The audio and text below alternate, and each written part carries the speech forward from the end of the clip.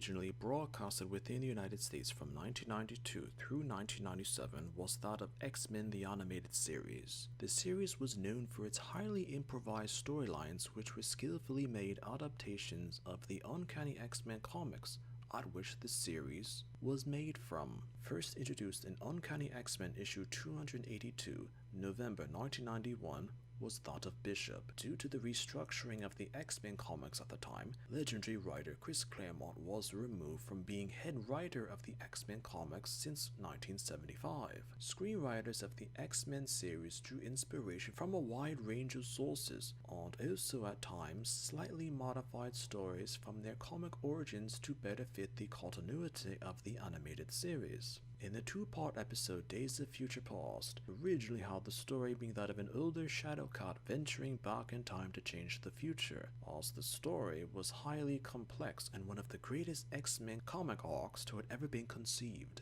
But due to the series having to change details from the story in order to fit the scope of the cartoon, Wolverine was the one who had led a resistance against the Sentinels, and Bishop was the tracker of the mutant rebels. Through events in the episodes, Bishop betrays the Sentinels and travels back in time to prevent the outcome of the Days of Future Past scenario with the assassination of United States Senator Robert Kelly. As an important premise of Bishop in the past were that the details with the X-Men that they were betrayed by one of their own, as Bishop accused Gambit of being the traitor. This accusation had been done within the comics only a short time previously, and the series had even predicted certain details of the comics in relation to Bishop before the comics themselves had been published. In the two-part Time Fugitives had a variation of the Legacy virus storyline where there's an attempt to stop the contagion. Bishop came back from the future to destroy Apocalypse's work on the said virus before it could affect the mutant population, but the series further added that due to the virus not infecting mutants globally, mutants would not be able to develop antibodies that would allow mutants as a race to survive further viral infections. The whole incident caught the attention of Cable, whom had traveled back through time from even farther in the future than Bishop, as well as conceiving of a compromise with Wolverine's healing factor that enabled the creation of mutant antibodies while not allowing the bulk of mutant kind to die or suffer any viral infections. The custom-made two-part arc, One Man's Worth, had Bishop as a featured character that happened to be so influential that the X-Men comic book writers of the time would take the animated series story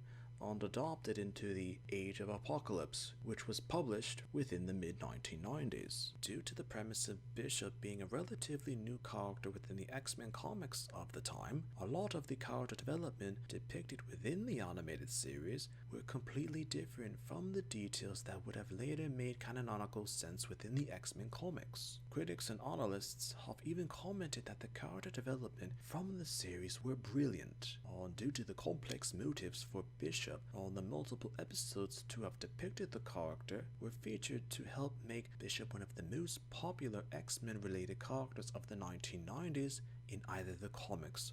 or the animated series. In the time during the series' original broadcasting, public audience consensus were that Bishop was one of the most interesting characters of the cartoon, as from comic reader consensus were that Bishop was one of the first X-Men characters to have been created and received widespread acclaim in the post-Chris Claremont X-Men era of comics. Sometimes a character can be forgotten because they were a new character at the time of an animated series adaptation and were uniquely customized for the series.